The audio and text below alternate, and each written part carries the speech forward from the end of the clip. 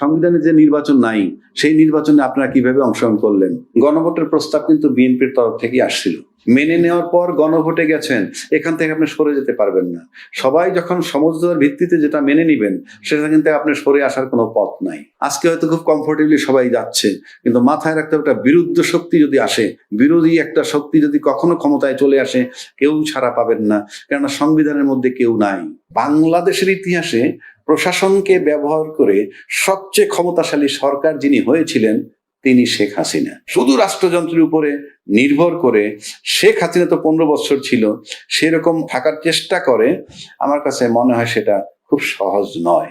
রাষ্ট্রদ্রোহী হিসেবে আপনারা চিহ্নিত হবেন। শুধুমাত্র যারা উপভোগ করবে ক্ষমতা তা না, যারা সহায়তা করবে তারাও ওইটার ভিতরে পড়বে। সুতরাং পরিস্থিতি কঠিন। আপনি আইনগতভাবে সংবিধানে হাত দিতে পারবেন না, আপনি বেআইনি ভাবে ঢুকে বসে যেতে পারেন, চালাইতে পারেন। যেহেতু 2/3 মেজরিটি পেয়ে গেছে যে দলটা, তার কোনো কিছুর জন্য কারোর উপরে নির্ভর করতে হবে না, এবং কোনো কিছুর উপরে নির্ভর করতে না হলে ওনারা যা চান তাই করতে পারবেন, এবং যা চান তাই করতে পারবেন। এর ভিত্তিতে যা চান তাই করেন, তার পরিণতি আমরা অতীতে যেটা দেখছি ভালো কখনো হয়। এই সংস্কার হলে এখন আওয়ামী লীগ যারা আছে বাইরে তাদের কথা বলে লাভ নাই। ক্ষতি হবে কার? সংস্কার হলে একচ্ছত্র যে আধিপত্য ক্ষমতার, সংবিধানে যেভাবে ক্ষমতাটা যেভাবে আছে কুক্ষিগত করা, সেইখান থেকে ক্ষমতাটা কুক্ষিগত থাকবে না, পাওয়ারটা ভাগ হয়ে যাবে। প্রধানমন্ত্রী 2বারের বেশি হতে পারবেন না। একই ব্যক্তি প্রধানমন্ত্রী এবং দলনেতা এবং দলপ্রধান তিনটে একসাথে হতে পারবেন না। এই বিষয়গুলি সংস্কার আসে, এবং আলটিমেটলি ক্ষতিগ্রস্ত হয় দল, দলের ব্যক্তিগণ। সে কারণে রাষ্ট্রের ক্ষতি নেই, জনগণের ক্ষতি নেই। আমি আবারও বলছি, তাহলে তারা চাচ্ছেন না শুধুমাত্র তাদের নিজেদের জন্য। রাষ্ট্র এবং জনগণ নিয়ে ভাবলে এই সংস্কারে কোনো আপত্তি থাকার কথা নয়। যে আজকে এই যে জেনারেশনটা আসছে এবং তাদেরকে আমাদের গ্রহণ করা উচিত, তাদেরকে আমাদের এখন তারা যদি লাইনচ্যুত হয় বা কিছু, তাহলে সেটা আমরা বুঝাবো যে which is good, which is bad. আমি শুরু থেকেই তাকে বাদ দিয়ে দিব, সে যা তা, সে এইটা সেইটা, তারা চাঁদাবাজ, তারা দেশের ধ্বংসকারী, ষড়যন্ত্রকারী। আজকে তাদেরকে আমরা বলতেছি যে তোমরা আন্দোলন করে নাই, তারা বেআইনি কর্মকাণ্ড করছে, মব করছে, মব করে সরকারের তারাইছে। ভালো কথা, সরকারকে তারাইছে, তা মব করে করায় থাকে, তাহলে তো তারপরে যে সরকারটা আসলো সেটাও সেটার ফসল, এবং তার অধীনে যেটা নির্বাচন করে যেটা আসলো সেগুলো তো সবই ওই মবের পরে, যখন ছাত্রদের বেআইনি কর্মকাণ্ড করার পর যখন শেখ হাসিনা চলে গেল, তারপর যারা আছে তার কি সবই তো বেআইনি। তো আজকে যদি নির্বাচন করে যা ক্ষমতা আসছে তারাও তো বেআইনি হয়ে যাবে ওই হিসাব করে। তো আপনি আজকে যেভাবে দেশটা চলতেছে, একটা সময় যদি আসে, অ্যাডভার্স কোন সরকার যদি আসে, অ্যাডভার্স মানে এই প্রতিকূল একটা সরকার যদি আইসে পড়ে কখনো, আপনি লক্ষ্য করে দেখবেন বঙ্গবন্ধু হত্যার 21 বছর পর শেখ হাসিনা দেশে এসে সরকার গঠন করলো, করার পর কিন্তু সেই বঙ্গবন্ধু হত্যার বিচার বলেন, তারপরে সেই রাজাকারদের বিচার বলেন, যুদ্ধ অপরাধী, সেগুলো কিন্তু সে করেছে। তো আবার আজকে হয়তো খুব কমফোর্টেবলি সবাই যাচ্ছে, কিন্তু মাথায় রাখতে একটা বিরুদ্ধ শক্তি যদি আসে, বিরোধী একটা শক্তি যদি কখনো ক্ষমতায় চলে আসে, কেউ ছাড়া পাবেন না, কেননা সংবিধানের মধ্যে কেউ নাই। সবাই সংবিধানের দোহাই দিয়ে চলতেছেন, সংবিধানের মধ্যে কেউ নাই। এই সংবিধানের ভিতরে অন্তর্বর্তীকালীন সরকারের কথা নাই, এই সংবিধানের ভিতরে তত্ত্বাবধায়ক সরকারের কথা নাই, এই সংবিধানের ভিতরে 2026 ফেব্রুয়ারিতে নির্বাচন হবে সেই কথা বলা নাই। এই সংবিধানের ভিতরে বলা আছে কি সংসদ ভেঙে গেলে পরবর্তী 90 দিনের মধ্যে নির্বাচন করবেন, কোনো কারণে না হলে আরো 90 দিনের মধ্যে। তারপরে বলা নাই আপনার যখন মন চায় তখন নির্বাচন করবেন। তাহলে এই সংবিধানের দোহাই যদি আপনারা দেন, তাহলে সংবিধানে যে নির্বাচন নাই সেই নির্বাচনে আপনারা কিভাবে অংশগ্রহণ করলেন? এটা প্রশ্ন আসবে। গণভোটের প্রস্তাব কিন্তু বিএনপির তরফ থেকেই আসছিল। তারপরে একটা বিতর্ক হইল কি, যে নির্বাচনের আগে গণভোট, জামাতের দাবি ছিল, বিএনপি বলছিল নির্বাচন এবং গণভোট একই দিনে হবে। ফাইনালি নির্বাচন এবং গণভোট একই দিনে, এবং প্রেসিডেন্ট একটা আদেশ জারি করছে। সেই আদেশে বলা আছে 2টা শপথ নিতে হবে। একটা শপথ নেবে সংসদ সদস্য হিসেবে, আর একটা নেবে সংবিধান সংস্কার পরিষদের সদস্য হিসেবে। তারেক রহমান সাহেব বারবার বলেছেন নির্বাচনের মধ্যে ধানের শীষে যেভাবে তোমরা সিল দিবা, একইভাবে গণভোটের পক্ষে হাতে ভোট দিবা। এবং বিএনপি জিতছে, আমি মনে করি তারেক রহমান সাহেবের ওই এক বক্তব্যে গণভোটও জয়লাভ করছে। যেই গণভোট আপনি মেনে নিয়েছেন, সবাই আইনের কথা বলেন, কিন্তু আপনি যেটা দলমত নির্বিশেষে টোটাল বাংলাদেশ সবাই মেনে নিলেন, সব দল মেনে নেওয়ার পর গণভোটে গেছেন, এখান থেকে আপনি সরে যেতে পারবেন না। সবাই যখন সমঝোতার ভিত্তিতে যেটা মেনে নিবেন সেটা কিন্তু আপনি সরে আসার কোনো পথ নাই। আর যদি বলেন যে দুইবার, এখন একটা কথা আসছে দুইবার শপথ তো রাষ্ট্রপতি যে ডাইরেকশনটা দিছে তার ভিতরে আছে। কেউ কেউ বলেন সংবিধানে দুইটা শপথ নাই, ওই সংবিধানের তো গণভোট আসে নাই, এটা তো জনগণের ডিজায়ার, সবার সম্মিলিত প্রয়াস, সবাই চাইছেন।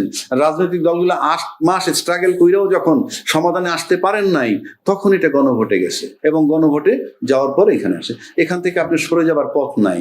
এখন যদি আপনি সরে যান, আপনি 2/3 মেজরিটি নিয়ে যারা ক্ষমতায় আসছেন তারা যদি ভাবেন আমি মানলাম না, মানলেন না, নো ম্যাটার। বাংলাদেশে তো নতুন কিছু না, বাংলাদেশে এরকম এমন হইতে যে নতুন না, এটা পুরনো, এরকম অতীতে হয়েছে। আপনি মানবেন না, মানবেন না। আপনি জনগণের প্রতিশ্রুতি দিচ্ছেন যে এটা গণভোটে যাবে, হা জয়যুক্ত তুলে মেনে নিবেন। প্রতিশ্রুতি যদি না মানেন, না মানবেন। কিন্তু প্রশ্ন হচ্ছে, যদি এই প্রতিশ্রুতি আপনি না মানেন, তার যে কনসিকুয়েন্স কি হবে সেটা সময় বলবে।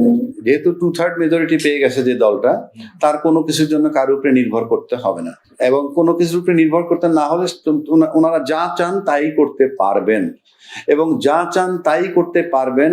এর ভিত্তিতে যা চান তাই করেন, তার পরিণতি আমরা অতীতে যেটা দেখছি ভালো কখনো হয়নি। জামাত এবং এনসিপি তারা যে 11 দলীয় জোট করছে, এখানে একটা জিনিস লক্ষণীয় যে বিরোধী দল হিসাবে তারা জামাত কিন্তু আপনার সিঙ্গেল মানে নিজেরা শুধু নির্বাচন করে মাত্র 3টা সিট পেয়েছিল, আর জোটে গিয়ে বিএনপির সাথে একবার 14টা একবার 18টা পেয়েছে। 3টা সিট যে জামাত পাইতো তারা 68টা সিট পেয়েছে। এটা অলমোস্ট প্রায় 23 গুণ। এটা কিন্তু বিশাল ডেভেলপমেন্ট। আর যে রেকর্ড আছে তাদের প্রায় 52-53টা সিটে 70 ভোট থেকে 5000 ভোট এই ব্যবধানে হারছে, এবং তাদের মোট ভোট কাস্টিং এর ভোট পেয়েছে 31%। এই 31% ভোটার জামাতকে যারা দিছে, তারা যে সবাই জামাত করে সেটা আমি যদি নাও বলি, বাট দ্বিদলীয় শাসন ব্যবস্থা দেখে সে কারণে তারা হয়তো তৃতীয় একটা শক্তি দেখতে চেয়েছিল। ক্ষমতায় আসতে পারেনি সেটা ভিন্ন কথা, তা নাহলে এত ভোট তাদের পাওয়ার কথা নয়। এখন যারা ভোট দিছে আশাবাদী হয়ে, সেই ভোটারগুলো কিন্তু মানসিকভাবে তাদের সাপোর্ট দিবে। মানে আপনি এবারের বিরোধী দলটা কিন্তু কাস্টিং ভোটের একটা বিরাট অংশের ভোটারদেরকে নিয়ে বিরোধী দল। সুতরাং তারা হয়তো চিন্তা করতেছে এইটা যে আমরা পার্লামেন্টে শুরু করব আমাদের যাত্রা, আমাদের বিতর্ক, পার্লামেন্টে বিতর্ক শুরু করবে। এবং গণতান্ত্রিক দেশ হিসেবে আমিও আশা করি পার্লামেন্টের থেকে বিতর্ক শুরু হোক কঠিনভাবে। এবং তারা একটা বলছে যে তারা শ্যাডো গভর্নমেন্ট করবে, এবং শ্যাডো গভর্নমেন্ট তো আপনি ভালোই জানেন, প্রতিটা মন্ত্রণালয়ের সাথে কাউন্টার একজন মন্ত্রী, একজন সরকার হিসাবে মন্ত্রী পারলে আর এমনি শ্যাডো গভর্নমেন্ট। সুতরাং তারও প্রিভিলেজ থাকবে, প্রত্যেকটা দপ্তরের খবর সে নিতে পারবে, নিয়ে সেটা যদি বিতর্ক শুরু করে পার্লামেন্টে ভালো। যদি এই বিতর্কের মধ্যে থেকে গণতান্ত্রিক চর্চা চলতে থাকে ভালো।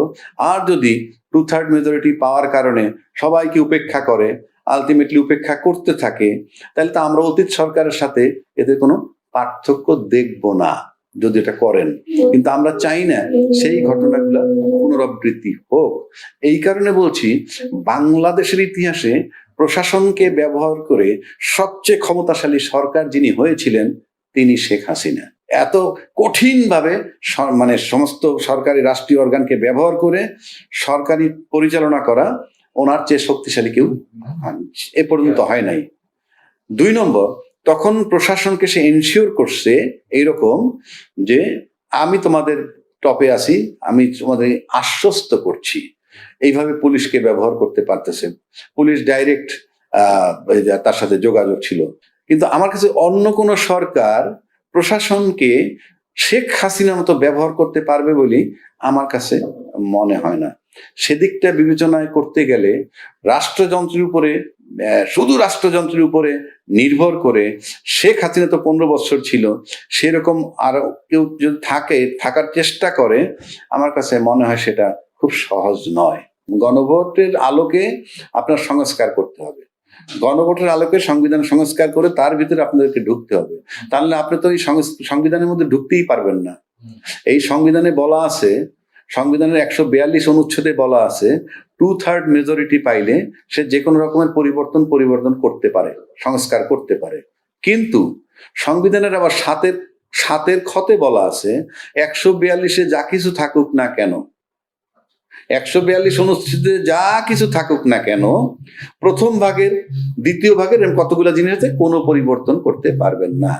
সেই প্রথম ভাগের ভিতরে যেমন আছে 4 ক, সেখানে কি যে বঙ্গবন্ধুর প্রতিকৃতি, বঙ্গবন্ধুর ছবি সমস্ত অফিস, আদালত, স্বায়ত্তশাসিত প্রতিষ্ঠান সর্বত্র এটা থাকতে হবে, আপনি পরিবর্তন করতে পারবেন না। যদি করেন তাহলে 7-এর 1 আর 2 বলা হয়েছে, তাহলে রাষ্ট্রদ্রোহিতার শামিল হবে, রাষ্ট্রদ্রোহী হিসেবে আপনারা চিহ্নিত হবেন। শুধুমাত্র যারা উপভোগ করবে ক্ষমতা তা না, যারা সহায়তা করবে তারাও ওইটার ভিতরে পড়বে। সুতরাং পরিস্থিতি কঠিন। আপনি আইনগতভাবে সংবিধানে হাত দিতে পারবেন না, আপনি বেআইনি ভাবে ঢুকে বসে যেতে পারেন, চালাইতে পারেন। আইনগতভাবে আপনি সংবিধান এমন ভাবে করা, এটা যদি আপনি এই গণভোটের আলোকে সংবিধান সংস্কার পরিষদের সদস্য হিসেবে ওত নিয়ে সংস্কার কইরা